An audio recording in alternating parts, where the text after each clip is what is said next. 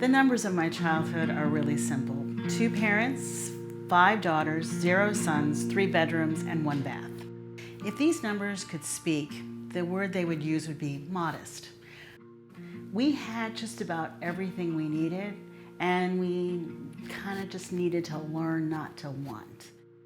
Fast forward to my parents' 50th wedding anniversary. It's 1996, and all my sisters have gathered to give my parents a backyard reception, much like their 1946 wedding. A week later, we're all back in our respective homes, mine in North Carolina, and I get this call from my mom, and it goes something like this. Hi, Mom, how you doing? Well, I'm okay. You hear that? I'm okay. So something's wrong with Daddy. And she proceeds to say, your father is going to be fine. And then she tells me about what he was doing before he had the heart attack and how when he came in from mowing the lawn, she made him lie down, she gave him some water. When she called the rescue squad because she noticed the symptoms of a heart attack, how long it took them to get there, which hospital they took him to, the doctor, his board certifications, where he went to school, she had it all down. And she finishes with, so your dad has a touch of AFib, which is what the doctors call atrial fibrillation, but they're going to put in a pacemaker, and his prognosis is good. He's going to be in the hospital a few more weeks, and we need to defrost the freezer. And at this point, I was the benefit manager at UNC Charlotte, so I had been through a lot of health crises with my employees, and there was just a point at which they break. And I figured, this is where Mom is now. So I put on my best benefit manager voice and I say, Mom, thank you for saving Daddy's life. You did everything that anyone could ever want someone to do when you're having a heart attack. I'm just wondering if defrosting the freezer is really the most important thing on our list. And she said, oh, you don't understand. There's $125,000 in the freezer. And, you know, I love my dad. I would still love to be able to call him up and say, hey, Daddy, how you doing? And he would answer, doing the best I can with the tools I have, bent, broken, and rusted as they are. And he did do the best he could with the tools he had. And they were bent, broken, and rusted. He was just too proud to ask for help. And even if he had been offered it, he would be too stubborn to take it. So back to the freezer. My parents' basement freezer was not your modern frost-free version. This was a freezer that you opened and discovered the landscape of Antarctica. The way you defrost these things is you unplug them and you take everything out and put it in an ice chest. And then for the stuff that you can't get out because it's frozen to the shelf, you get out a hairdryer and you melt the ice and peel the stuff off the shelves. And of course, you've got to get someone to mop up because using a hairdryer standing in water is never a good idea. So we all had our jobs and we must have all looked up at the same time because on the third shelf down at the back of the freezer is a box, odd-shaped box, and it has written across it B-E-A-N-S in my father's unmistakable handwriting. It is the only thing in the freezer with his handwriting. And I'm thinking, why would did he really think that this was going to fool someone into thinking this was like a bird's eye frozen green beans or something?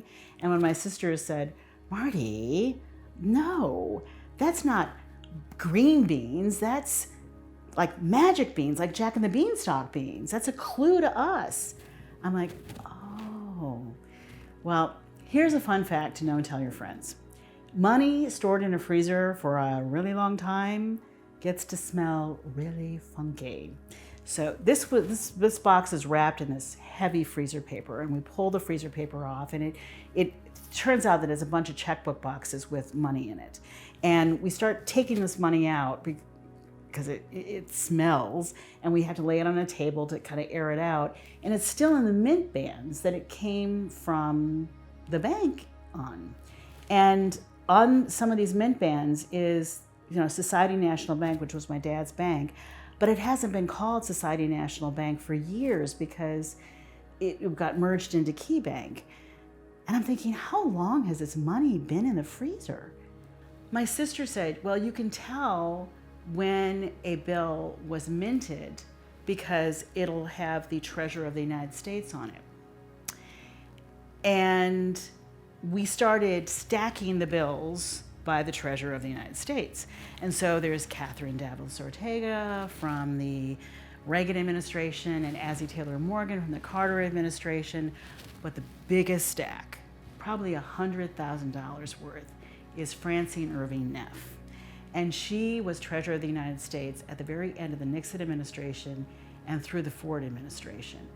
And I was trying to think what was happening at that time that he would take 100,000 Francine Irving Neff bills out of the bank and put them in the freezer. And then I remember that people used to wear these WIN buttons that stood for whip inflation now because we had hyperinflation at that time. That meant that prices were going up rapidly, and so were interest rates. And I could remember sitting at the table one night having dinner, and the news is on, of course, and Daddy says, that interest has boosted me into another tax bracket, but I'm going to fix that. This was his fix, to take the money out of the bank so it's not earning interest. And of course, my sisters are wondering, I wonder how much money he would have if he had just left it in the bank. Well, that's a pretty easy calculation. That's the future value of a sum of money. So $100,000 earning, let's say 7% interest constantly for 21 years, you have $414,056. This money has actually lost value because when you have hyperinflation, it means that prices are going up. So your purchasing power is diminishing every year. And the cumulative inflation rate between 1975 and 1996 was 192%. So essentially, that money lost $192,000 worth of purchasing power. None of this information was ever shared with my father. The man had just had a heart attack. We did not want to do him in. But the whole incident got me thinking that maybe my dad wouldn't take advice from his daughter who was 4th out of 5, but other people would. And I had the tools and the knowledge and the words and the numbers to help people figure out what they wanted to do with their money, to give their money a purpose. And then once we knew the purpose, we could invest it. And then they could reach their purpose and reach their goals. And so 4 years later, I got the opportunity to become a financial advisor, and I took it. And ever since then, I have been making that happen for other people's families. And the one thing I will promise every client is that when it comes time to handle your magic beans, we're gonna plant them. We will never put them in the freezer.